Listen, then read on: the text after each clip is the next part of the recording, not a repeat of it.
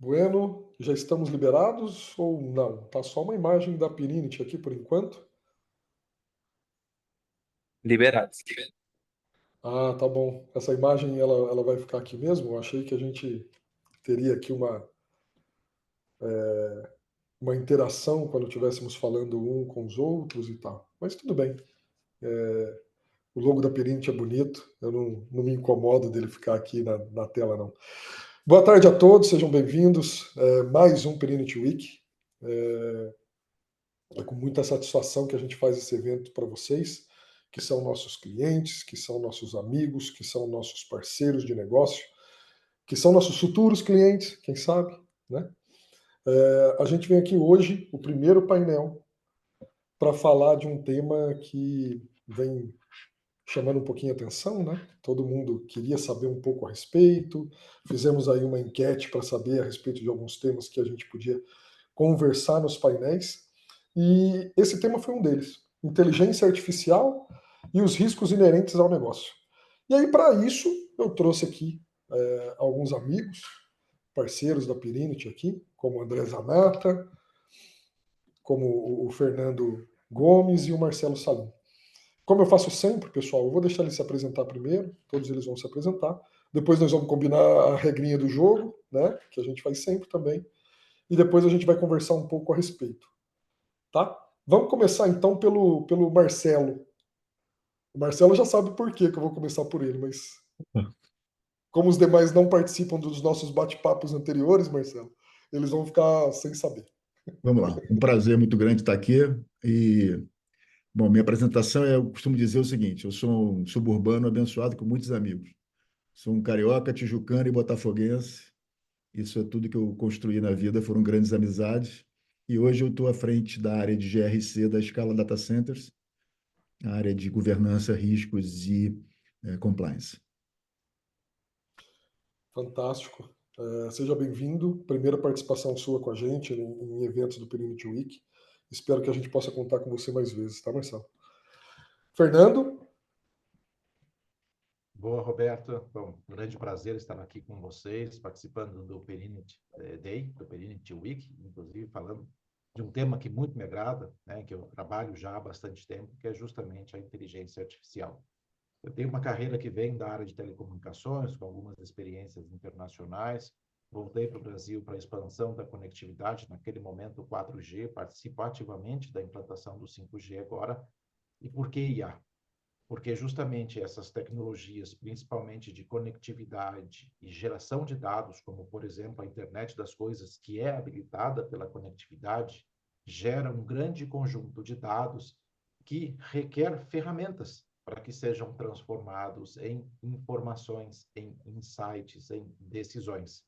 E a inteligência artificial vem para isso. Então, eu hoje tenho uma consultoria, né, a Intelinet, Conectividade Inteligente, onde eu justamente ajudo organizações a navegarem nesses cenários incertos com o uso dessas tecnologias emergentes, como 5G, inteligência artificial e cibersegurança. Bacana. Pessoal, vocês estão vendo, né? Trouxe pessoas aqui com uma bagagem significativa a respeito do assunto, hein? André, tudo bem, cara? A gente conversou bastante durante a semana. André é uma pessoa agradabilíssima. Não que os demais não sejam, todos eles são. Mas eu fiquei batendo papo com o André durante a semana, conheci algumas coisas a respeito dele. André, fica à vontade para se apresentar. Obrigado, Roberto. Boa tarde a todos e todas. É um prazer estar aqui. Eu sou sócio do BFBM Advogados há 4 anos. Antes disso, eu trabalhei por 8 anos no Google e atuo com direito e tecnologia desde 2011 e agora, mais recentemente, bem focado em inteligência artificial e proteção de dados também. Então, um prazer estar aqui. Vamos discutir muitas coisas boas aqui. Bacana. Então vamos lá. Eu sou Roberto Oliveira, sou o responsável, sou o head da área de segurança da informação e privacidade de dados da Pirinity, infraestrutura, né? E tem uma parte interna para quem acompanha a Pirinity, para quem entra no site da Pirinity, que é uma área de consultoria interna, né? Que a gente ajuda os nossos próprios colaboradores com alguns materiais, com alguns insumos, para gerar para vocês, para quem acessa o nosso site, que eu espero que todos que estejam participando acessem, vocês possuem ali dentro uma trilha metodológica, você possui ali dentro um básico bem feito, tudo isso voltado para governança, risco e compliance, tá, pessoal? Um material bem vasto dessa explicação. Então, tudo isso é feito por essa parte de consulting interno aqui da Perinity, ao qual eu também sou responsável. Como vocês já sabem, né, eu já faço essa atividade há algum tempo, estou na Perinity aqui há seis anos, eu acho, mas tenho 20 anos de carreira. As demais empresas eu não posso citar, algumas são concorrentes, então eles sempre falam para mim para não manifestar. Tá bom? Então eu vou pular essa parte. Mas dos outros 6 anos que eu estou aqui, tem outros 14 que eu tive em outras empresas, outras consultorias, Big Four, assim vai. E minha formação, né, para quem sempre tem dúvida, eu sou formado em Direito e Tecnologia. Tá? Eu sempre falo, a impressão que eu tenho é que esse futuro agora, o que começou ali em 2019, mais ou menos, até agora, caiu no meu colo perfeitamente, né? A parte de LGPD, a parte de inteligência artificial, tudo isso parece que vai, para quem tem essas formações, se encaixou como uma luva. Então vamos lá, pessoal, para não alongar muito e para a gente começar o tema, que é o que vocês querem ouvir, eu vou colocar todo mundo no mesmo patamar, tá? Porque é um tema diferente, um tema novo, então eu não quero que vocês começar a discutir alguns pontos mais críticos aí de inteligência artificial e riscos, sem que vocês estejam no mesmo nível de conhecimento. Então eu vou abrir o painel equalizando aí o conhecimento a respeito da IA, e eu vou pedir para que o Fernando Oliveira faça isso, porque o Fernando tem um histórico grande junto com essa tecnologia. Tá bom? Fernando, fica à vontade. E a pergunta, pessoal, eu vou deixar para o fim. Tá? Boa, vamos lá, Roberto. Bom, muitos devem saber que o mundo passou por uma transformação e mudou em novembro de 2022, quando o ChatGPT tornou-se disponível e literalmente na palma das nossas mãos, já que nós podíamos usar nossos próprios smartphones para fazer o uso dele. Porque quando a gente olha para a história da inteligência artificial, essa história é muito mais antiga. Eu gosto de sempre começar com essa história para que a gente saiba que o que a gente está vendo hoje não é resultado de 2 anos, de novembro para cá. Ele começou, essa atividade, esse desenvolvimento, começou muito antes. Existe uma pessoa, um nome, se chama Alan Turing. Talvez vocês se lembrem, já devem ter assistido, inclusive, o filme A Arte da Imitação, onde o próprio Alan Turing desenvolveu uma ferramenta que ajudou os britânicos a decodificarem um enigma que era o sistema de criptografia dos alemães. Ou seja, de lá para cá, essa tecnologia foi avançando. E até hoje existe um teste chamado teste de Turing, e é utilizado para dizer se uma máquina é inteligente ou não. Então, eu vou depois voltar para o teste de Turing, mas eu vou trazer uma outra data, 1956, quando John McCarthy cunhou pela primeira vez o termo inteligência artificial. E ele disse que a inteligência artificial era a engenharia e a ciência de fazer máquinas inteligentes. Mas o que é uma máquina inteligente? E aí eu volto para o teste de Turing. O teste de Turing, basicamente, né, de uma forma muito simplista, é você ter duas pessoas e uma máquina. Uma pessoa que é a entrevistadora, que entrevista a máquina, e uma outra pessoa. Se esse entrevistador não souber quem é a máquina e quem é a pessoa, passou pelo teste de Turing e está definida uma máquina inteligente. Então, é só para vocês entenderem, né, que até hoje, de uma maneira mais elaborada, obviamente, mais avançada, o teste de Turing é aplicado para que a gente possa desenvolver soluções baseadas em inteligência artificial. Bom, 1956, John McCarthy. Depois disso, mais recentemente, numa nova abordagem, uma abordagem moderna da inteligência artificial, dois pesquisadores, né, do Vale do Silício, Peter Norvig e Stuart Russell.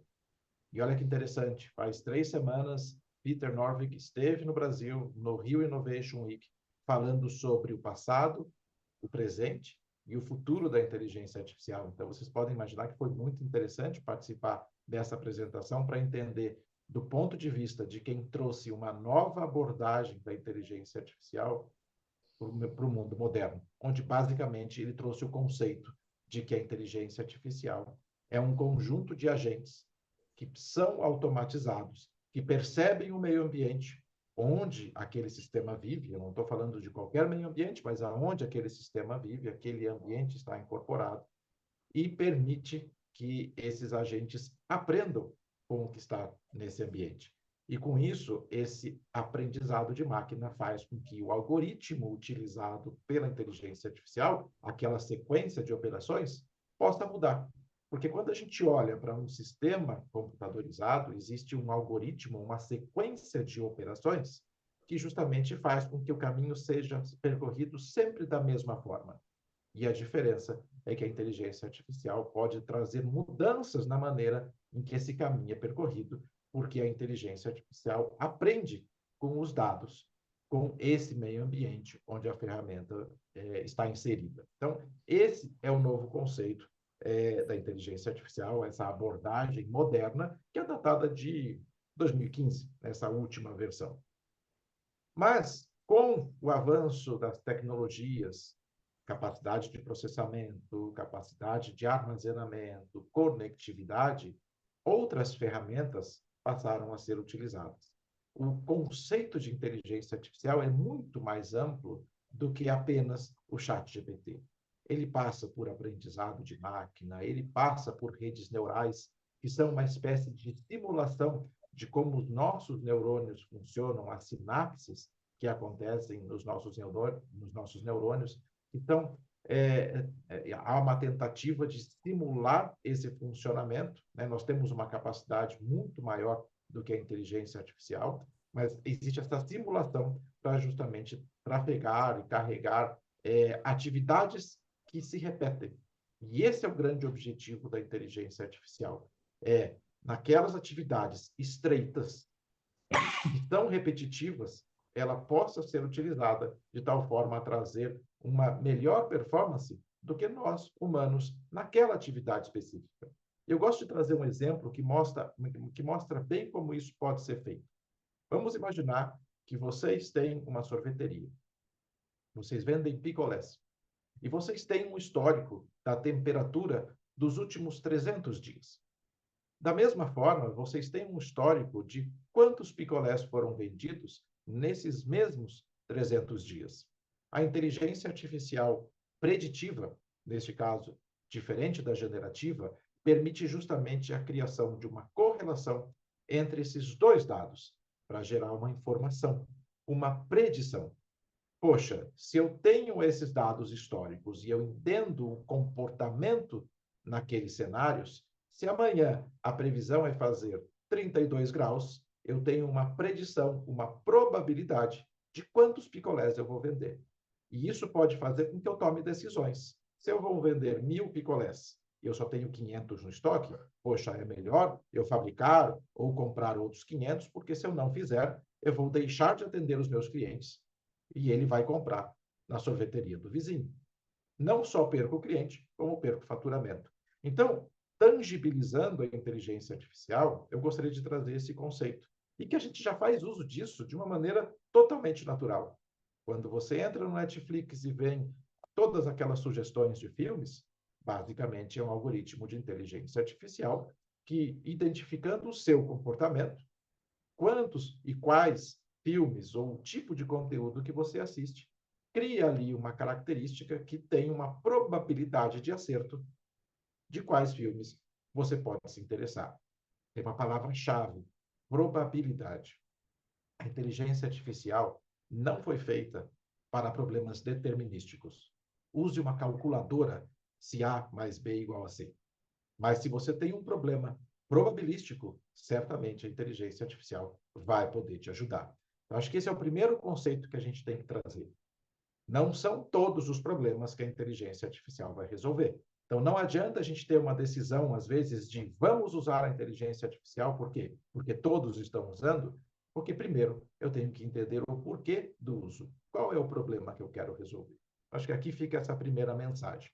Mas, com o avanço das tecnologias, como eu disse, processamento, conectividade e armazenamento, outras implementações puderam ser feitas. Então, desde 2017, quando alguns cientistas do Google lançaram o primeiro paper que definiu um tal de transformer, que não tem nada a ver com o filme dos carros que viram robôs e vice-versa, mas da maneira como a gente pode combinar e sequenciar conteúdo, e no primeiro momento o ChatGPT trouxe texto, ele também faz uso da probabilidade. Naquele contexto, que é o conceito do transformer, quando eu tenho esta palavra, a palavra com a melhor probabilidade de sequenciá-la é tal, depois é outra, depois é outra. Então, ele vai formar uma sequência de palavras que parece fazer um nexo para nós, mas que, neste caso, a inteligência artificial generativa não está entendendo nada. É apenas uma probabilidade de palavras que são sequenciadas. E esse é o conceito da IA generativa. Então, hoje a gente fala em dois conceitos, a IA preditiva, que a gente já faz uso, a indústria 4.0, a predição de quando eu tenho que fazer a manutenção na máquina, a predição de vendas e assim por diante. E a IA generativa? Qual a diferença? Uma característica principal. Agora, nós podemos conversar com a inteligência artificial. Antes, resumida a apenas cientistas, engenheiros de computação, enfim, seja, pessoas e profissionais ligados à área de tecnologia, da informação, a IA generativa trouxe para todos nós a possibilidade do seu uso.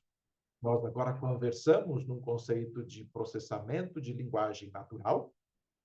Aposto que muitos de vocês já utilizam ou já utilizaram o ChatGPT e, basicamente, você faz perguntas como se você faria para uma outra pessoa, você dá instruções como você daria para uma outra pessoa, de uma maneira natural. E isso permitiu com que todas as pessoas, eu não posso dizer todas, porque ainda é uma bolha da bolha que faz uso disso, mas o grande objetivo é justamente permitir que, sabendo utilizar, ela nos trará, a inteligência artificial generativa, nos trará eficiência operacional. Assim como a IA preditiva traz uma eficiência para alguns segmentos, a IA generativa pode nos trazer uma eficiência no nosso dia a dia, nas atividades que nós temos.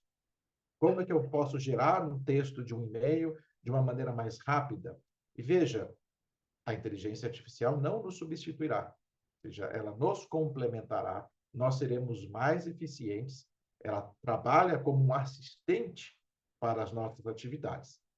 Mas um ponto importante é que, como eu disse, a inteligência artificial não nos substituirá. Mas um ponto que eu quero trazer para a reflexão e para provocá-los é que nós seremos substituídos se não soubermos usá-la. Ou seja, seremos substituídos por outros profissionais que sabem usar. Por quê? Porque eles serão mais eficientes do que nós. Então, este é o ponto que a gente tem que pensar, devemos deixar o negacionismo, temos que aprender, a gente está vivendo um hype extremamente elevado, a gente já começa, muitos de vocês também, acredito, devem conhecer a curva das tecnologias emergentes do Gartner, e a gente tem o pico, né, das expectativas infladas, depois ele cai para o vale da desilusão, e depois ele vai para o platô da produtividade. Eu não sei se vocês tiveram a chance de ver o último gráfico do Gartner, a IA generativa ela já passou o pico das expectativas infladas e começa a descer essa curva. Isso é bom, não é ruim, porque a gente começa a entender, a tangibilizar o uso. Porque o que a gente está vendo hoje é que vamos usar a IA generativa, e veja, talvez aquele problema possa sim ser resolvido pela IA, mas talvez não a IA generativa, e sim a IA preditiva, mas o fato é que, pelo fato de todos nós sabermos utilizar o ChatGPT, o Cloud, o Midjourney, enfim, todas aquelas outras plataformas que, assim como o ChatGPT, nos ajudam a criar conteúdo, nós encontramos que ali está a solução para todos os problemas. Ou seja, é como se a gente tivesse um parafuso, mas o martelo é a ferramenta. Ou seja, o martelo não vai funcionar para o parafuso, nós precisamos de uma chave de fenda ou uma chave Phillips. E a questão é que a gente pensa que a IA generativa é o nosso martelo e queremos resolver todos os problemas com ele. Então, esse é o ponto que a gente tem que trazer, ou seja, a gente tem essa questão, a evolução, então não é novo, a gente tem 70 anos de desenvolvimento, está acontecendo, sim, de uma maneira muito rápida. A IA, e principalmente a IA generativa, ela avança por hora e não mais por dia. Então, cada semana tem novas funcionalidades. Então, isso traz uma ansiedade, porque a gente fica com medo de ficar de fora, ou seja, porque todo dia tem coisas novas e como é que a gente coloca aquilo em prática?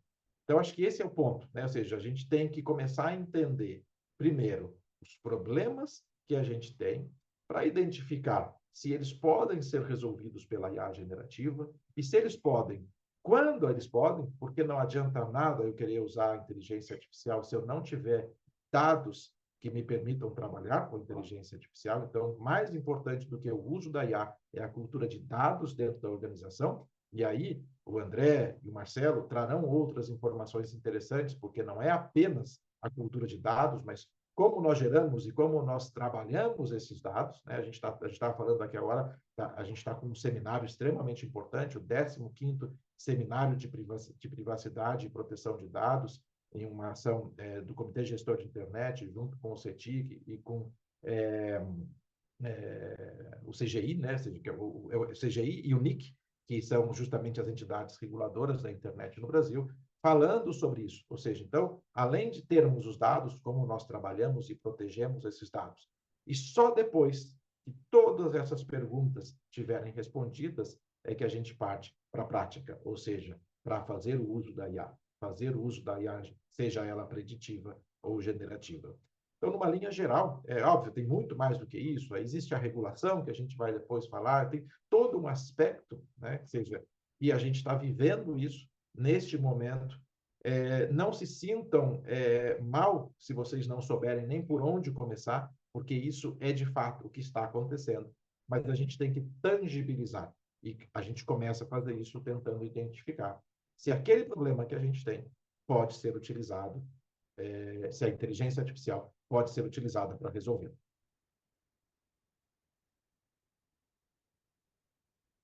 E é isso, por enquanto, Roberto. Bacana. Eu só me perdi no microfone, né? Porque a gente tem que toda hora ficar liga, desliga, liga, desliga. E tem hora que eu esqueço e me perco aqui no microfone. Mas, nossa, fantástico. Uma aula aí de conceito. Eu conheci um pouco, não com esse nível de detalhe, porque a gente vai lendo, vai lendo, vai lendo, vai lendo, né? E acaba.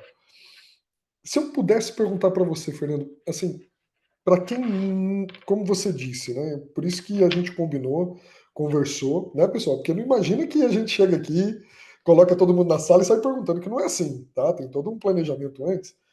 Mas por onde começar? Posso te fazer essa pergunta? Por onde Pode. começar? O leigo do leigo que entrou aqui e falou assim: pô, vou assistir uma palestra da Pirinity lá, que eu gosto deles. Bom, Por onde que primeiro, eu começo? pessoas. Pessoas. Nós temos que qualificar as pessoas e dar soluções, dar ferramentas para que essas pessoas possam fazer uso da tecnologia. Então, esse é o primeiro ponto. Ou seja, a gente tem que ter essa característica, essa quantidade de pessoas que estão preparadas para fazer. Então, nós temos que buscar e reter talentos que sejam capazes de trabalhar com a inteligência artificial. Segundo, ter objetivos claros nos projetos de IA que a gente tem ou que teremos nas nossas organizações. E no momento em que isso está feito, nós temos que evangelizar os executivos que estão lá em cima, porque nós precisaremos deles para que as decisões tomadas sejam, de fato, implementadas. Ou seja, a gente vai ter, não adianta dizer que não, incorporar a IA na estratégia do nosso negócio. Com essa decisão, a gente tem que partir para a governança dos dados. E esses dados têm que ser muito bem trabalhados para evitar todos os vieses, porque se eu tiver dados que não são precisos e não são atualizados. A gente pode trabalhar com dados que vão nos levar a decisões que são enviesadas, isso pode ter um problema reputacional, ou decisões que são incorretas, trazendo prejuízos para os nossos negócios. Vamos voltar ao exemplo da sorveteria. Se aqueles dados não estiverem corretos, e ele falar que eu vou vender 500, eu tenho 500 no estoque, mas eu tenho uma procura de 1.000, eu tenho um problema. Por outro lado, se falar que eu vou vender 1.000 e só vendo 500, eu vou ter investido naquele estoque que eventualmente eu posso perder. A cultura e essa governança de dados é extremamente importante. E principalmente que a gente trabalhe esses vieses, que a gente evite ou mitigue justamente esses dados que não sejam precisos, que não sejam confiáveis, que não sejam atualizados. Para que isso tudo funcione, será que a nossa infraestrutura tecnológica está preparada? Seja ela interna, seja ela na nuvem, isso tem que, de certa forma, permitir o uso dessas ferramentas todas. E, por fim, eu acho que não podemos deixar de ter, dentro das nossas organizações, um comitê de ética e governança de IA. Porque, apesar de não termos ainda a regulação finalizada, nós já temos um caminho definido. E nós temos que trabalhar justamente para que mitiguemos os riscos da regulação que vai acontecer. Não é fato se vai ou se não vai, é quando ela vai acontecer e de que forma nós temos que estar preparados. E já existem diversos frameworks, já existe uma ISO que fala da implementação da IA dentro das organizações. Então, vale a pena conhecer essa ISO para que a gente possa entender e já começar a trabalhar debaixo daquelas normativas, porque a gente vai estar, de certa forma, protegido, porque não vai mudar muito em relação à regulação. Então, a gente tem que olhar para isso de uma maneira que esteja incorporado no nosso negócio, porque a inteligência artificial nos trará 40% ou mais de eficiência. O que isso significa?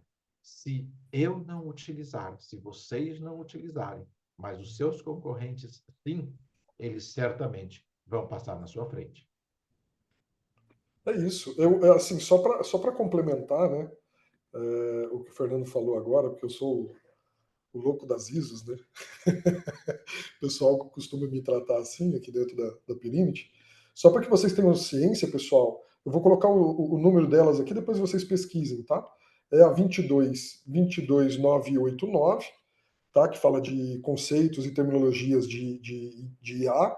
A 23053 tem um framework de inteligência artificial e sistemas. 23894, que fala de riscos, né? Focado na gestão de riscos específicos para o uso de IA. E 24027, tá? Que é BIA, né? A parte de BIA, de sistemas e assim vai. Estudem. Quem Eu sabe. vou até complementar, Roberto, porque tem também a 42001, que trata justamente também da estrutura para a implementação de sistemas de gestão de IA em organizações. Ela é recente, né? Mas ela já está traduzida também para o português através da ANT. Se você for ver, a principal, né? Que ela trata do sistema de gestão de tudo isso que eu acabei de falar. Então, desculpa aí, gente, esqueci. Estudem, leiam essas ISOs, vejam essas terminologias, porque daí a gente pode fazer, quem sabe, como vocês acompanham aqui a Pirint, sabe que existe o Pirint Week, existe o GRC Talks. Quem sabe a gente traz esse corpo aqui de pessoas fantásticas para conversar um pouco a respeito disso, já em cima dessas ISOs. Quem sabe aí no futuro. Mas como foi a deixa do Fernando falando de dados, como que a gente pode armazenar, como que a gente... E tem legislação, que a legislação vai sair, que não é se vai ter ou não vai ter, é quando. Eu vou chamar o André para contar um pouquinho desse assunto, dessa parte jurídica para a gente da IA. André, você conta um pouquinho dessa história para a gente, cara? Vamos lá, Roberto. Pegando a deixa do Fernando, de fato, um dos maiores desafios da inteligência artificial continua sendo o jurídico regulatório, né? Porque a intenção do legislador e de todo mundo que está ajudando essa legislação a ficar pronta é balancear a inovação com a garantia de direitos, né? Então, é isso que a legislação está tentando fazer, e ela já foi e voltou várias vezes, né? Regular a inteligência artificial é uma tendência mundial.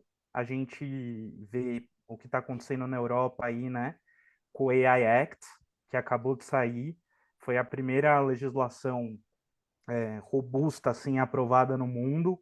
A gente viu o Executive Order do Biden também nos Estados Unidos, um pouco mais principiológico, e o projeto de lei 2338 de 2023, que foi apresentado pelo senador Rodrigo Pacheco e que na atual versão está no Senado com relatoria do senador Eduardo Gomes, e a gente comparando tanto o AI Act da Europa quanto o substitutivo do PL 2338, a gente percebe que os dois adotam uma abordagem baseada em risco. Então, eles classificam os sistemas de inteligência artificial de acordo com o grau de risco do uso da IA. E daí, vai variar de acordo com o risco, o nível de quantas obrigações você vai ter para poder desenvolver e colocar no mercado aquele sistema de IA. Então, obrigações e temas como governança, transparência, gestão de riscos, documentos de conformidade, prestação de informações, cooperação com as autoridades, que a gente vai falar um pouco aqui, entre outros, né? Passando com vocês nos principais tópicos desse PL 2338, que traz eu pensei aqui que seria interessante trazer para vocês as principais obrigações que esse projeto de lei traz e como que é essa categorização em riscos, né? Em primeiro lugar, tem a previsão do risco excessivo da inteligência artificial. Risco excessivo significa você não pode usar a inteligência artificial para esses casos de risco excessivo, como, por exemplo, induzir o comportamento da pessoa natural ou de grupos de maneira a causar dano à saúde, por exemplo, ou dano à saúde ou a quaisquer outros direitos fundamentais, ou também possibilitar a produção, disseminação ou facilitar a criação de materiais que envolvam abuso ou exploração sexual de crianças e adolescentes. Naturalmente, o uso de inteligência artificial para esse fim, ele é proibido. E a lei, o projeto de lei 2338, ele prevê também o uso de inteligência artificial de alto risco. Então, o projeto elenca uma série de hipóteses que são consideradas de alto risco e que vão ter aí algumas obrigações decorrentes para você poder colocar no mercado essa aplicação de inteligência artificial. Então, por exemplo, veículos autônomos em espaços públicos, quando esses veículos puderem gerar risco relevante à integridade física das pessoas, aplicações da inteligência artificial na área de saúde para auxiliar diagnósticos. Então, isso é considerado um uso de alto risco também. E, só para citar mais dois exemplos, quando você pode criar discriminação e vieses. Então, por exemplo, quando você está utilizando a inteligência artificial na educação para determinar se aquela pessoa ela vai poder ter acesso a uma instituição de ensino ou não. E recrutamento. Então, enfim, triagem, filtragem, avaliação de candidatos, todas as decisões que você for tomar sobre promoções das pessoas, esses usos de inteligência artificial são considerados de alto risco. E uma previsão expressa no projeto de lei é que você tem que conduzir um documento que se chama Avaliação de Impacto Algoritmo dos Sistemas de IA. ele é uma obrigação tanto do desenvolvedor quanto do aplicador do sistema de IA, sempre que o sistema for considerado de alto risco. E daí, basicamente, a lei ela não vai falar, você vai precisar da ajuda dos profissionais internos, do seu DPO, dos seus auditores internos ou de advogados internos e externos para fazer essa avaliação de risco, mas basicamente você vai sopesar os riscos e os benefícios aos direitos fundamentais que você está lidando nessa aplicação de inteligência artificial, como você vai atenuar esses riscos e a efetividade dessas medidas de gerenciamento. Então, você vai desenvolver essa avaliação de impacto algoritmo e ela é essencial. E sem essa avaliação, você não pode fazer uso da inteligência artificial quando ela for considerada de alto risco na sua empresa. Então, é muito importante que todos vocês saibam dessa obrigação. Claro que o projeto de lei ele ainda está sendo avaliado pelo Senado.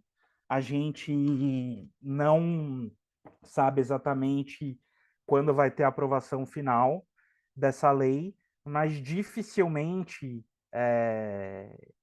essa obrigação vai mudar. Então é bom que todos vocês já estejam cientes dela. E não só a avaliação de impacto algoritmo, mas também existe uma previsão no projeto de lei sobre a criação de códigos de boas práticas de governança, que é algo que o Fernando e o Roberto já falaram aqui também.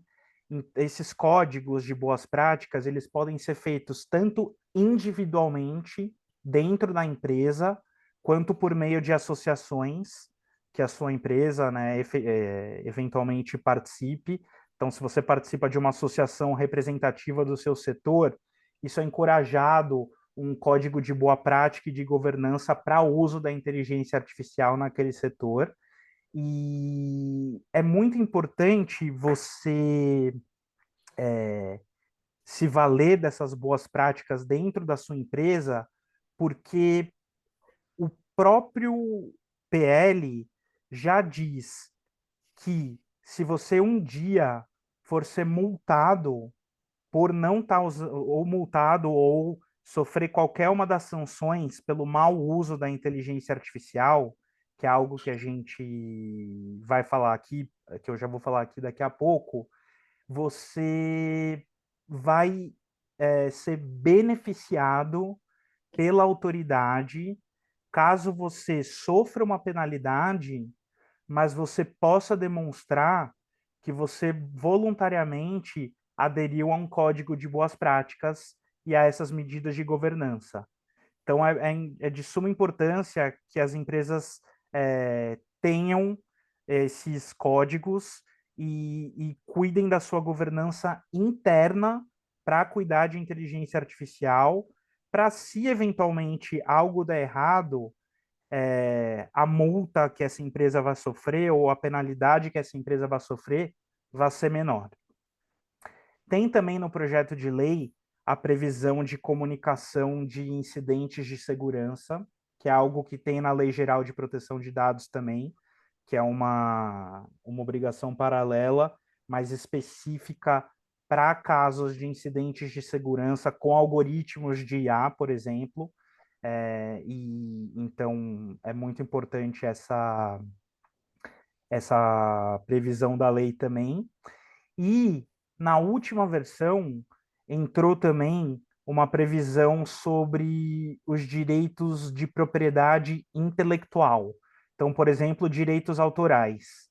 E tem uma previsão expressa de que o agente de inteligência artificial que utilizar conteúdos protegidos por direito do autor, né, como a gente viu naquele caso da propaganda que apareceu a Maria Rita, gente, me fugiu o nome da Elis Regina. Elis Regina e a Maria Rita. Me veio a Maria Rita na cabeça. Uma propaganda da Volkswagen. A propaganda da Volkswagen. Então, existe agora uma previsão específica e expressa na lei de que o agente de inteligência artificial que vá utilizar conteúdos protegidos por direito do autor vai ter que remunerar os titulares daquele direito. Então, isso foi uma preocupação também, além de uma preocupação muito grande com sustentabilidade que foi incorporada nessa última versão do PL. E, por último, acho que para todos vocês saberem o que pode acontecer caso você infrinja o projeto de lei, quando ele virar lei, você pode tomar uma advertência, e essa advertência e essas penalidades, elas vão poder vir tanto da Autoridade Nacional de Proteção de Dados, que é a autoridade prevista na Lei Geral de Proteção de Dados, né? Tem uma discussão muito grande sobre se é essa autoridade que vai ser a responsável por fiscalizar o uso da IA no Brasil.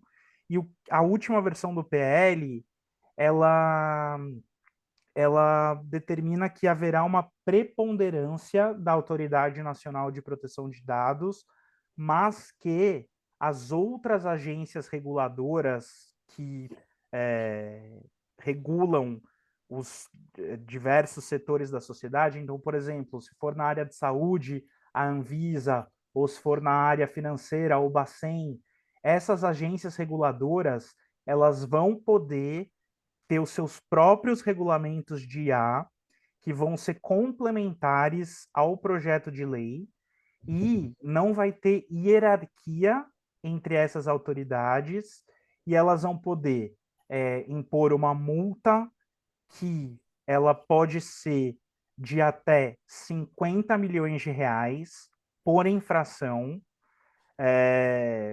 Ela vai ser ou de no máximo 50 milhões de reais, ou de até 2% do faturamento bruto do grupo ou conglomerado no Brasil da empresa que está levando essa penalidade. Além da multa, você pode ser obrigado a publicizar essa infração nas suas redes sociais, no site da sua empresa, que muitas vezes é até pior do que a multa, né? Porque a multa você pode até pagar e dar, e claro, ninguém quer pagar uma multa, principalmente se ela for grande. Mas às vezes é muito pior você ter que divulgar nas suas páginas públicas que você sofreu uma infração pela má utilização da inteligência artificial. E, pior ainda, por último, você pode ser obrigado a suspender parcial ou totalmente, temporária ou definitivamente, o desenvolvimento, o fornecimento ou a operação daquele sistema de IA. Então, assim, Nossa, todo cuidado é pouco. Oi, isso aí, Roberto. isso é falta de criatividade, né? Não foi, não? Não tá parecido, não tá igual com a da LGPD isso aí? Tá igual com a LGPD. Você que é Parece de que TI, deram um você Ctrl-C, sabe. Ctrl-V aí nas... Tá, de fato, você está correto, tá muito parecido com. Tem algumas previsões a menos do que na LGPD. A LGPD traz alguns outros tipos a mais de penalidade, e o artigo 50 do PL 2338 de IA, ele traz uma versão um pouco reduzida, mas praticamente igual das penalidades previstas na LGPD. Então, assim, todo cuidado é pouco. Acho que o que fica aqui da minha fala é você tem que analisar, primeiro, se você vai poder disponibilizar aquele sistema de IA no mercado. Se ele for de alto risco, vão ter aí uma série de obrigações. Você vai ter que fazer uma análise prévia e uma avaliação do impacto algoritmo daquilo para você poder disponibilizar aquela AI. As autoridades podem solicitar a qualquer momento aqueles documentos. Então é muito importante que você faça eles de uma forma que eles possam ser disponibilizados ao público para essas autoridades, né? E todo cuidado é pouco. E, enfim, esse grande desafio de você regular o máximo que der desde que você não tire a possibilidade de empresas pequenas, médias e grandes inovarem nessa seara e ficarem com mais medo dos malefícios, né? Mais medo das multas, mais medo das penalidades do que dos benefícios de explorar esse tipo de economia. Então, acho que esses são os principais aspectos do PL que eu queria discutir aqui com vocês e fico à disposição para Eu o acho, eu debate acho, e para perguntas. eu acho até que o Marcelo já estava rindo ali.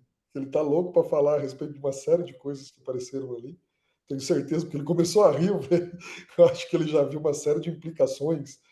Ô Marcelo, eu também, Eu também posso só complementar, Roberto, uma coisinha do claro, André, que eu claro, acho que é claro. extremamente importante, né? É que, assim, todo cuidado é pouco, como o André disse. Por quê? Porque não é essas sanções e aplicação e regulações, elas não são para quem desenvolve IA. Elas são para quem desenvolve, aplica ou integra e quem usa. Ou seja, isso é muito importante, porque não é pelo fato de eu, por exemplo, adquirir uma solução da OpenAI, que está com a Microsoft, ou da Anthropic, que está com a Amazon, enfim, a solução do Google, porque nós, como usuários, também teremos as responsabilidades. Então, todo cuidado é pouco, eu concordo plenamente com o que o André colocou. O uso tem que estar previsto, né? Até porque, assim, geraram para a gente aí um copy-cola das implicações da LGPD e colocaram para todos os setores. Eu acredito que os setores que são altamente regulados, como bancos, seguradoras, os ambientes de saúde e tudo mais, eles devem aplicar isso o mais rápido possível, assim como foi na LGPD, né? Mas quem vai vistoriar eles? Né? Quem vai ficar na cola deles usando aí, ó, para outubro? Outubro tem uma brincadeira para acontecer em outubro. Quem que vai? Quem que faz essa vistoria? Se eles estão usando ou não. Tudo bem que a gente tem lá o eleitor, de eleição lá, que eu esqueci o nome, o Tribunal de. Nós temos uma resolução do uso da IA pelo TSE, né? Pelo TSE, mas, 3.732, acho. é, mas não vejo funcionando tão bem assim ainda. Marcelo, eu vou deixar essa parte de implicações que do uso da IA, principais implicações, riscos, o que funciona e o que não está funcionando para você aí, que eu vi que você já deu uma risada. Vou deixar para você comentar esse ponto. Eu agradeço a oportunidade. Esse tema é um daqueles temas deliciosos que leva a gente para várias frentes, né? Filosóficas, técnicas, ética, responsabilidade. E não tem ainda, como é muito novo, uma regra, sequer uma regra do dedão para dizer, olha, a direção melhor é essa ou aquela. Então a gente se assusta e tenta usar o passado para prever o futuro, que muitas vezes é o correto. Você usa o passado para prever o futuro. Mas os cisnes negros não seriam descobertos assim, né? Sabe da história do cisne negro? Todos os cisnes eram brancos e tinha toda uma teoria genética de por que os cisnes eram brancos, até que encontraram um cisne negro. Então, assim, o fato de você ter previsão de passado não quer dizer que os cisnes negros não aconteçam, que grandes novidades não apareçam e que não são previstas. Eu acho que o IA é uma tecnologia nova, uma inovação, e, como sempre, ela está na fronteira. E tudo que está na fronteira, de alguma forma, viola a lei, que é óbvio, não tinha lei para ela, né? Então, toda inovação, ela bate de frente com a legislação, sempre. Vê o Uber, quando chegou, porque não tem regra para isso, né? É novo. Se é novo, não tem regra. A legislação, ela olha para trás, ela vê os impactos, ela vê o que aconteceu e ela tenta, então, normatizar. Isso é bom, é importante? Claro que sim. A gente tem que ter regras, a gente tem que viver em sociedade, a gente tem que respeitar regras. Mas o perigo disso, e aí para aí onde que eu quero atentar mais, já dizia o Roberto Campos, né, que o pai, o Roberto Campos pai, né, não o filho, dizia que o Brasil não perde uma oportunidade de perder uma oportunidade. Então a gente tem que tomar muito cuidado para não perder mais uma oportunidade, que é a oportunidade que a gente tem de entrar no mapa global de tecnologia através do IA. E aí a gente tem que tomar cuidado, porque existem preocupações geopolíticas nisso. Existem regras que são definidas para que a gente não entre e nem explore esse pedaço, porque esse pedaço vai ser explorado e usado por outros, e a gente continua aqui colonizado. Então a gente tem que tomar muito cuidado com as regras que nos são impingidas, né? Que, de novo, regras são importantes, não sou a favor de jeito nenhum de a gente burlar a lei ou ir contra a lei, de forma nenhuma. Lei é para ser respeitada e a gente deve ser. Mas você falou um ponto muito importante: quem é que vigia quem faz a lei? Quem é que vigia de onde veio, de onde veio esse ideário que gera essas leis? Né? Então, a gente precisa tomar muito cuidado com isso, porque aqui eu não quero entrar em polarização política e A ou B, isso não me interessa. Mas a gente tem que olhar sempre os dois lados e entender como é que a gente pode tirar vantagem disso. Existe uma grande oportunidade para o Brasil. Quando eu falo dessa oportunidade, eu falo de formação de pessoas, eu falo de melhoria de vida para muita gente, e não é só através do uso de IA. O uso de IA, gente, IA entrou na sua empresa e na sua casa. Talvez você saiba disso, talvez não. Ou ela vai entrar pela porta da frente ou vai entrar pela porta dos fundos. Provavelmente o seu filho já usa IA, já usa ChatGPT para fazer o dever de casa. E você, pai, não sabe disso. Né? Provavelmente o seu funcionário está te entregando relatórios que tem ChatGPT embutidos, que tem Copilot embutidos, que tem softwares da internet que você nem conhece os fornecedores, que estão embutidos nesse relatório que ele está te entregando. Então, fazer que nem avestruz, enfiar a cabeça na terra e fugir, não é uma solução. A gente tem que olhar para esse negócio de forma séria. E aí eu sou um fã louco por automobilismo, né? E a minha metáfora aqui é a seguinte: o piloto que fica o tempo inteiro no asfalto, ele larga lá em 22º lugar. O piloto que é ousado demais, ele vai na caixa de brita e nem larga, ele bate. Então, o cara que chega na frente é o cara que vai na zebra. A gente tem que estar sempre indo na zebra, tem que estar sempre explorando os limites, porque é no limite que a gente vai levar vantagem sobre os outros, sobre os demais. É quem freia depois, é quem acelera antes, né? E se mantém dentro da pista. Então a gente tem que tomar muito cuidado, porque pode ser que estejam reduzindo essa pista só para os nossos pilotos, enquanto que para os outros pilotos a pista é muito mais ampla, a zebra é bem mais larga. Então, esse é um cuidado muito especial. Há uma oportunidade real de trilhões aqui para o país. Trilhões. Há uma oportunidade real da gente entrar no mapa mundial de tecnologia. Deixar de ser o anão gigantesco, que nós sempre fomos, para passar a ser um gigante de verdade. E a IA nos propicia isso. Nós perdemos várias outras oportunidades no passado. Não podemos perder mais essa. Não podemos perder mais essa. Eu paro por aqui para a gente continuar o debate. Isso. E você sabe que eu vi esses dias? Você falou um ponto aí dos filhos que já usam, né? O chat GPT e tudo mais, nos deveres da escola, o pessoal que usa nos relatórios. Passou um bate-papo, não lembro o canal agora, que eles foram dando os aplicativos que descobrem se a pessoa utilizou para fazer o trabalho da escola. É, é, Eu é, fiquei pensando, gente, imagina um negócio desse, cara. eu chamo de o paradoxo das facas guinso com as meias de varina. Uma corta tudo, a outra não é cortada por nada, e o mesmo fornecedor vende as duas. Né?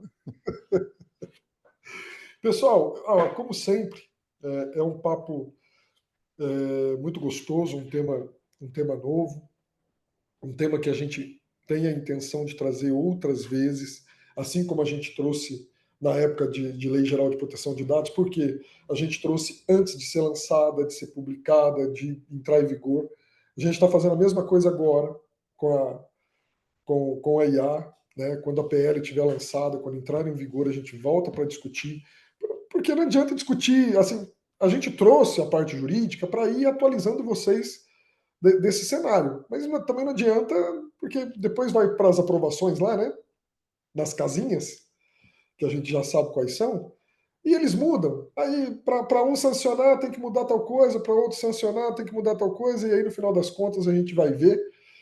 A gente tem a Lei Geral de Proteção de Dados com algumas mudanças do que de fato era a GDPR, né? Aquela brasileirada que a gente já sabe que ocorreu. Né? Como a gente terminou, a gente fez aqui o apanhado geral para vocês, esse cenário. Eu queria ver as perguntas aqui. Né? A gente tem o nosso cenário aqui é de 5, estamos 3 horas até 3h15. Deixa eu ver se tem alguma pergunta aqui que eu acabei esquecendo. Vocês falaram tanto que eu acabei esquecendo das perguntas. Deixa eu ver se tem alguma aqui que... PL, poderiam me relacionar todas as ISOs que tratam do tema? Sim, foi a Morgana Casagrande que mandou para a gente aqui. Morgana, depois a gente coloca aqui no chat. Fernando, você tem elas fácil aí para colocar no chat aqui para gente? Só os números. Você está no mudo. Eu não lembro de cabeça todos os números. Peraí que eu coloco. Eu coloco aqui, É, peraí.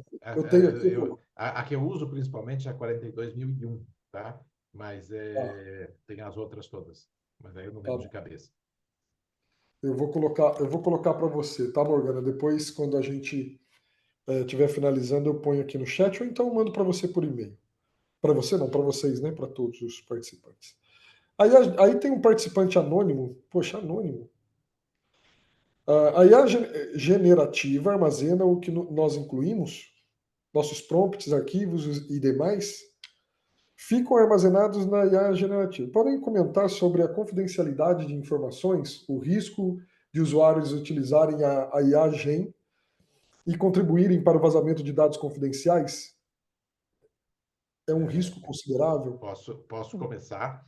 Inclusive, nós Pode. tivemos uma outra pergunta que foi respondida, né? E eu trouxe ali um conceito, eu já fiz o meu comentário na pergunta, e eu trouxe ali um conceito que, assim como a gente tem nas organizações o chamado Bring Your Own Device, ou seja, o colaborador traz o seu celular, o seu tablet, e acaba utilizando isso na infraestrutura da organização, e isso tem, obviamente, um lado positivo, mas também um lado negativo, né? Ou seja, do problema de segurança e cibersegurança.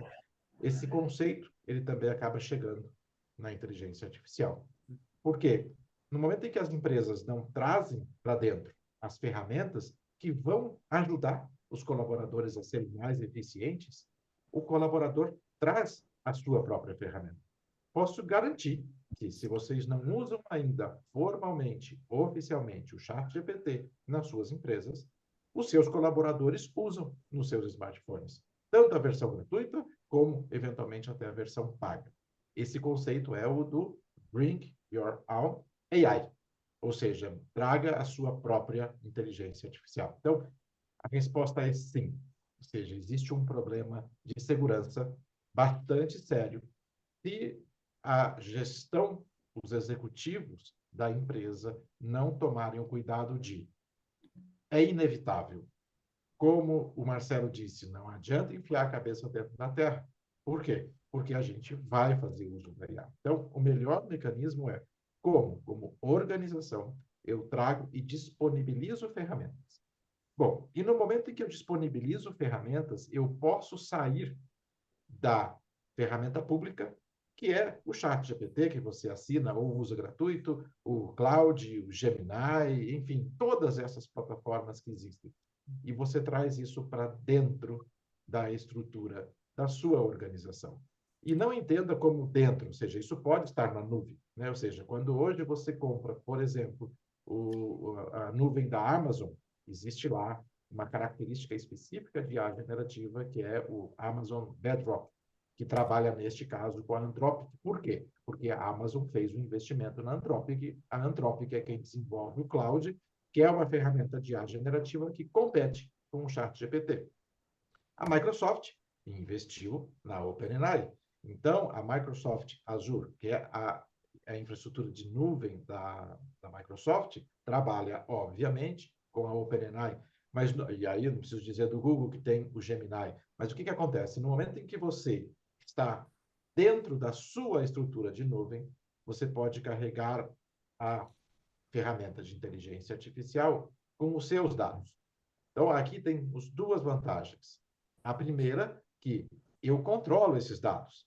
Controlo, entre aspas, porque a IA generativa é difícil a gente ter uma explicabilidade, que é um conceito extremamente importante na IA, que é explicar o algoritmo, explicar o que aquela ferramenta faz. E a IA generativa, por característica intrínseca, ela é difícil de ter essa explicabilidade, porque se você faz uma pergunta hoje e outra amanhã, os resultados podem ser diferentes, né? Então, é por isso que a gente tem que tomar esses cuidados. Mas o fato é que, no momento em que eu carrego dentro de uma dessas infraestruturas de nuvem e eu treino a ferramenta com os meus próprios dados, eu, primeiro, evito essa fuga de dados, porque no momento em que eu jogo aquela informação num chat GPT público, sim, ele pode fazer uso dessas informações e desses dados, inclusive para o seu próprio treinamento. Isso faz parte do termo de uso do chat GPT. Então, você está sujeito a isso. E outro ponto vantajoso de você levar isso para a sua infraestrutura própria é que você passa a mitigar o risco da alucinação. O que é a alucinação?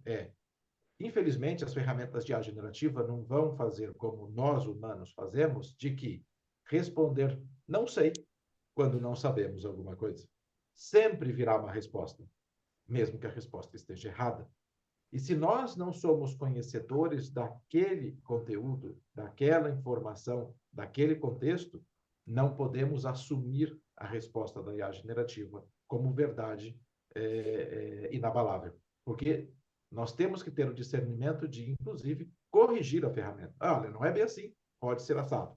Então, é muito importante. Mas no momento em que a gente treina a ferramenta com os nossos próprios dados, ocorre uma redução, uma mitigação dessas alucinações. Então, aqui são os dois pontos. Ou seja, acho que temos que tentar já trazer isso para dentro das organizações para evitar o tal do Bring Your Own AI, porque isso vai acontecer. Então, os gestores têm que olhar para isso e olhar de forma preocupada. Tá? Segundo, no momento em que eu trago isso para dentro e eu disponibilizo para os meus colaboradores, eu também, obviamente, preciso capacitá-los, mas eu acabo levando as informações que eu quero levar. Então, isso evita, isso reduz as alucinações que podem e acontecem nas IA generativas. Bacana. Se alguém quiser complementar, fica à vontade. Mas eu quero aproveita, Marcelo, que você vai complementar. Tem uma pergunta na sequência aqui que fala o seguinte, é da Paula Marques, que é vocês... Ah, não, peraí, enquete, sai daqui. Entrou uma enquete, pessoal, só responder, tá? Que ela some aqui, entrou bem no horário que eu ia fazer a pergunta. Os maiores riscos corporativos relacionados à IA. Se a gente puder dar um exemplo. Claro, o que mais tem é risco. Eu vou dar exemplos, tá? Exemplos, por exemplo, Fernando falou muito bem, e essa, de novo, é uma conversa muito gostosa, né? A gente toma um chopp aí, vai até às 10 da noite só falando disso, porque não tem certo e errado, é muito prazeroso.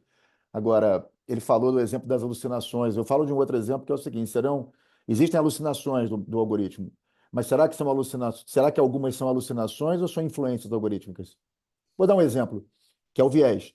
Vou dar um exemplo. Quando você pega o seu aplicativo, seja lá qual for, que te ajuda a dirigir seu carro, eu quero ir para tal lugar, e aí o algoritmo bota lá para você a rua que você tem que seguir, aquele mapinha, tá? Ele está indicando para você o melhor caminho, para você ou para ele? Será que o patrocinador dele quer que você passe na rua tal? Quem garante para mim que aquele caminho é o melhor para mim? Quem é que é o dono do algoritmo? Quem foi que fez aquele algoritmo? Então, eu estou seguindo alguma coisa que eu confio plenamente, ele diz, entra à esquerda aqui. Será que eu estou entrando à esquerda porque está inaugurando uma padaria nova, que o patrocinador do algoritmo quer que eu veja? Ou não?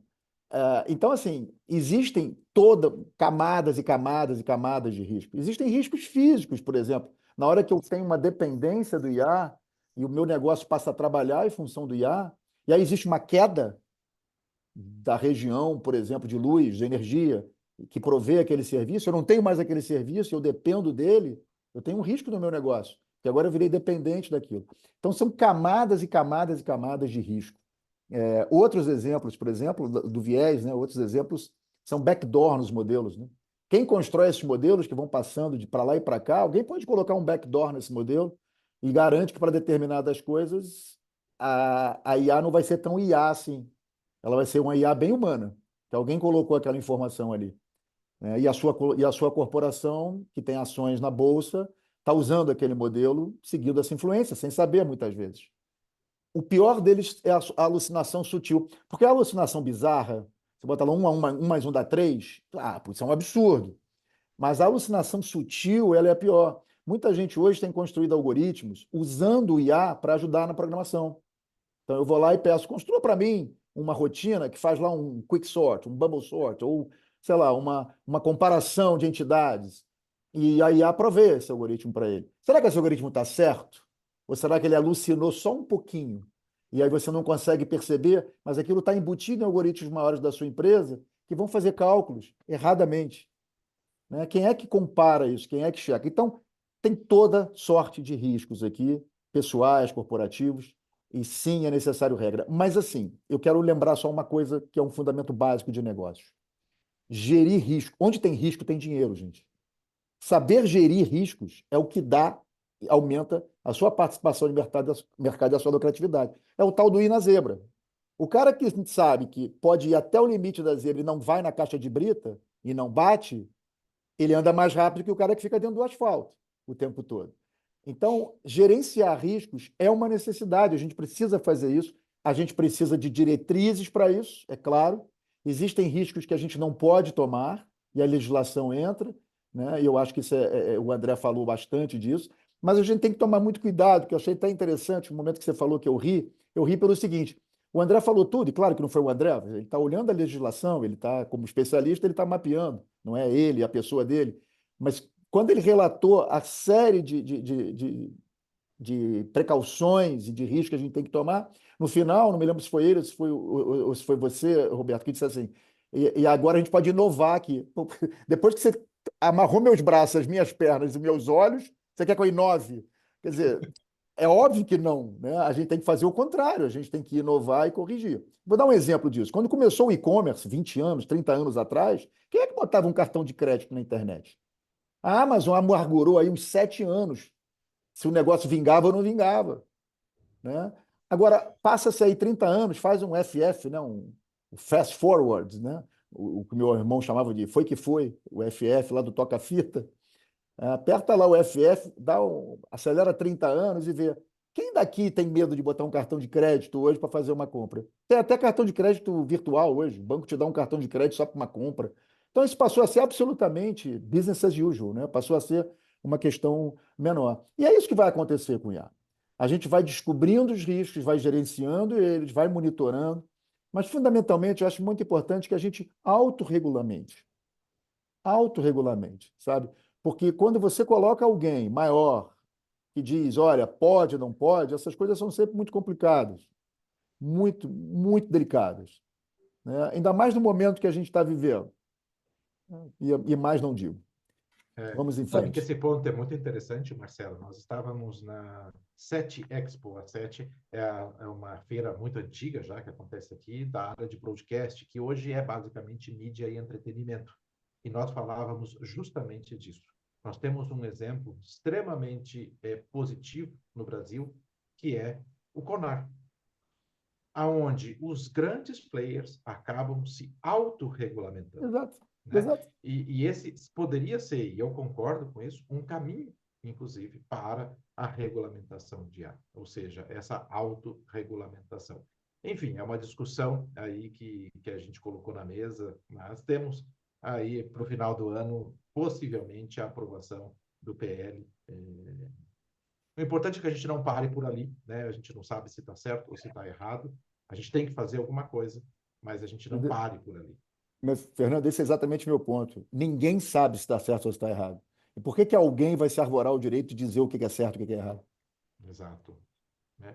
Eu, por exemplo, eu tenho um lado extremamente positivo que, apesar dos pontos ruins e dos pontos bons dessa resolução do TSE para a eleição desse ano, eu achei extremamente positivo a ação.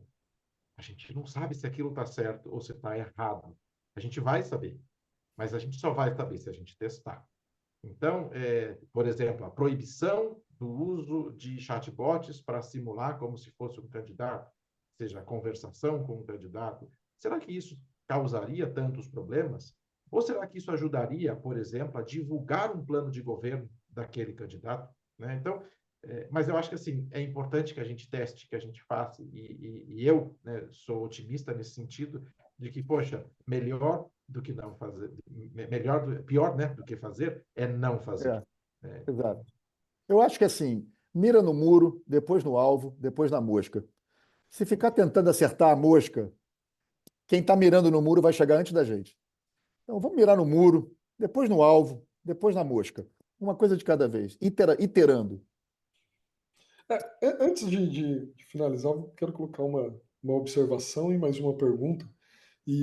Edson, se for o mesmo Edson Fontes que eu conheço, que é meu amigo, eu estou vendo a sua pergunta aqui, tá complementando acima e a responsabilidade do executivo da empresa que usa o IA.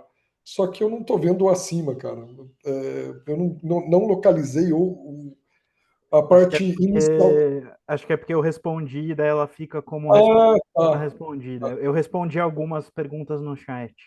Ah, entendi. É porque eu tô olhando e falei assim, pô, o Edson mandou metade da pergunta, cadê o restante? Mas eu já deixo você responder esse pedaço aí, tá, André? Mas só uma observação. Olha para você ver como são as coisas, né? A gente fala lá dos dispositivos, né? Traga, bring your device, que nem o Fernando disse lá com relação a IA. A área de segurança teve que criar uma política, no passado, quando os colaboradores traziam seus dispositivos para a empresa. O Marcelo falou há pouco aqui dos cartões. Uma outra boa prática, para quem não conhece, PCI DSS, foi quem criou uma boa prática de segurança da informação para proteção dos dados de cartão. Então é sempre assim. Vão sendo criadas novas tecnologias. Por isso que eu volto, né, eu falo sempre, tecnologia cíclica. A gente cria, depois outro vem, cria boas práticas, frameworks, e vem uma outra área, faz as proteções, e assim vai. Então, para vocês que estão aqui em GRC, lembrando que o importante não é só saber o risco, tem que saber o risco e buscar mitigar, né? Porque grande parte das empresas, a área de segurança é formada por 2 colaboradores, 3 colaboradores. Olha o mundo que vai ter da IA para a área de segurança ter que fazer ali o seu trabalho, a sua proteção, as suas políticas. E aí os grandes, né, os executivos, eles pensam em todo o cenário, menos naquele cara que garante que o problema não vai se materializar. Tá? Só para dar minha pincelada aqui final. E essa responsabilidade, André, do executivo da empresa aí que usa IA? Ah, Isso já o projeto de lei, ele não traz muitos artigos sobre a responsabilidade civil. O que ele fala? Que a responsabilidade civil é compartilhada entre todos os agentes, então aquele que produz a IA, aquele que coloca no mercado, aquele que está testando a IA, e que vão se aplicar tanto o Código Civil quanto o Código de Defesa do Consumidor, então, que são legislações com as quais a gente já está mais acostumado aí, mas o PL fala expressamente, e, é, e o Código de Defesa do Consumidor, e, muito importante, que o ônus da prova vai ser invertido. Então, que se você, a parte mais fraca, né, a pessoa que foi vítima de algum sistema de IA, precisar alegar que, enfim, quem vai ser responsável por provar o contrário das alegações feitas pela pessoa prejudicada pelo sistema de IA é a empresa. Então, vai ter aí a inversão do ônus da prova, da mesma forma que tem no Código de Defesa do Consumidor.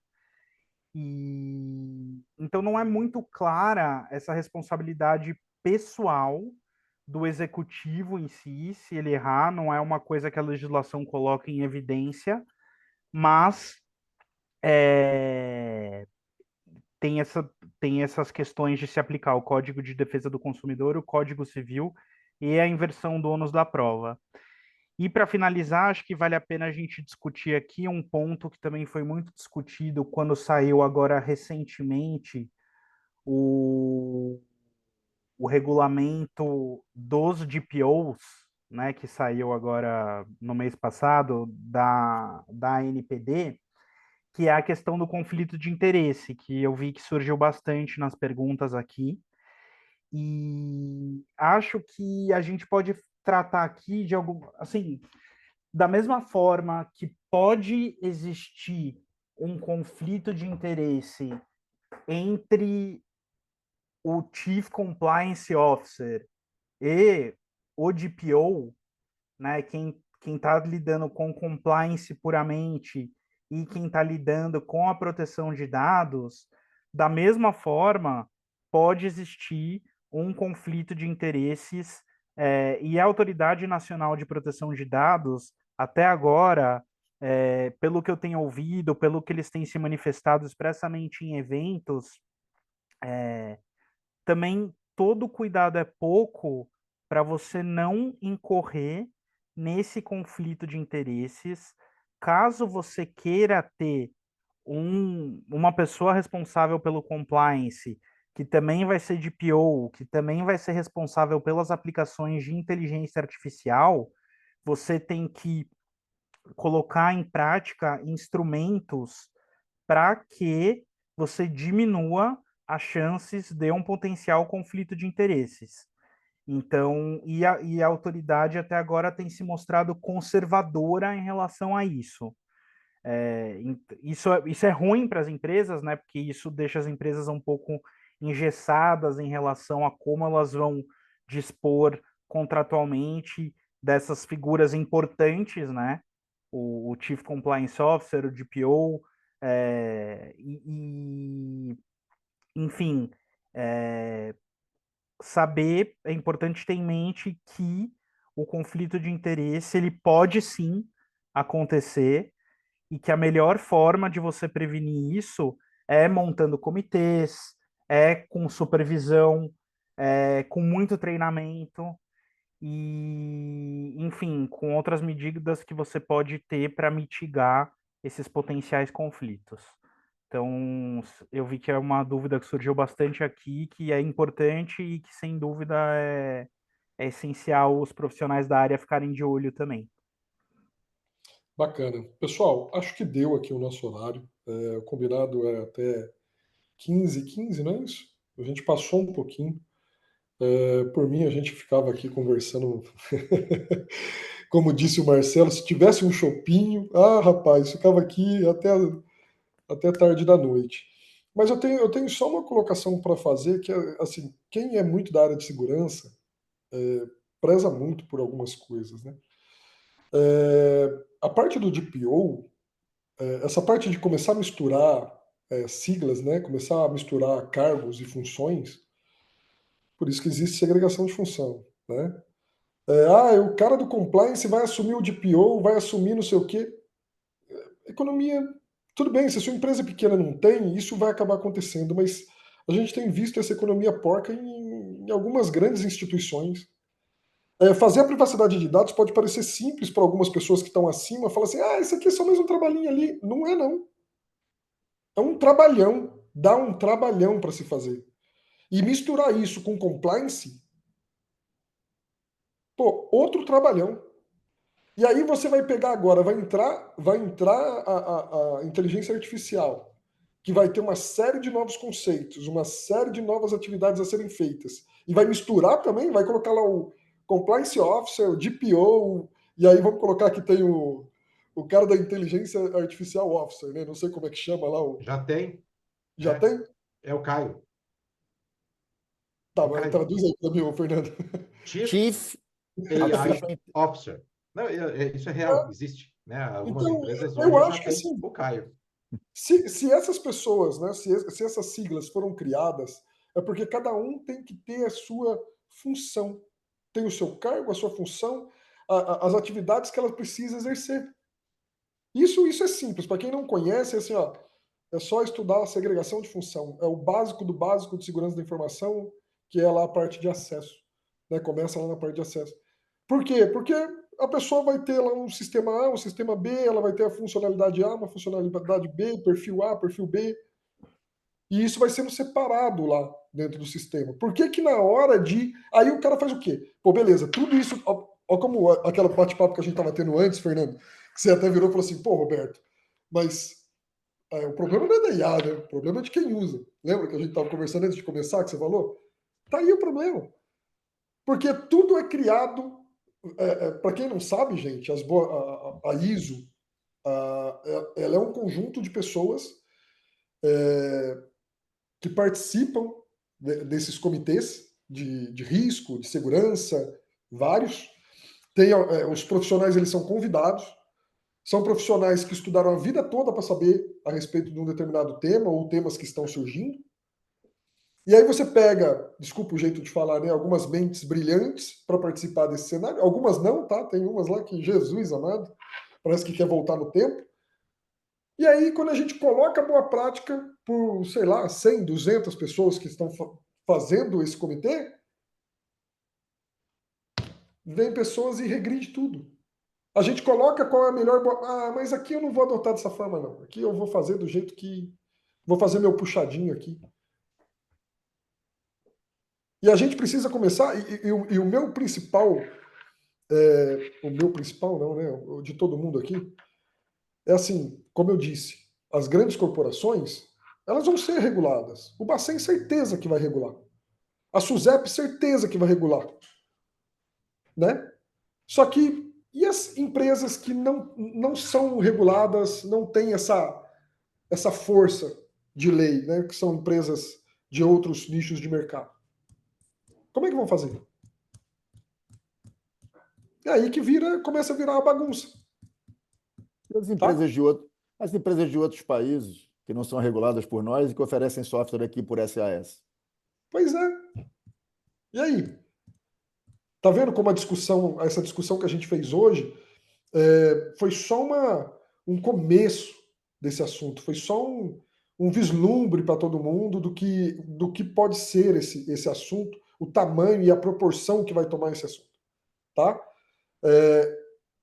Agradeço a todos vocês pela participação, todos que assistiram o nosso mais um dia, né, um dia de evento aí do Pirinity Week.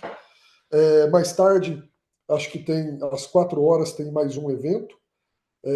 Eu vou ter que pedir ajuda aqui, porque eu não estou conseguindo acessar a minha agenda. O Voz do Além, eu chamo Voz do Além, é o Bueno. Bueno, eu sei que você está aí ouvindo. Está aí ou não? Ah lá, ele já até colocou lá, comitês de auditoria, relatórios e papel na auditoria. Ele já... tá vendo? MIA, aqui ó. Cara, perguntei, ele pum, já respondeu. Pessoal, obrigado, André, pela participação. Espero que possa participar outras vezes. Fernando, muito obrigado. Olha, uma aula mesmo. Marcelo, obrigado pela participação também. Eu, como tenho parentes que moram aí no Rio de Janeiro, a gente vai bater um papo e tomar um chopp. Meu irmão mora aí, eu vou te visitar para a gente trocar mais uma ideia. Tá bom? Ok. Pessoal, obrigado. E dou fim aí ao primeiro evento, né, o primeiro painel do Pirinity Week de 2024. Obrigado, até mais. Tchau, tchau.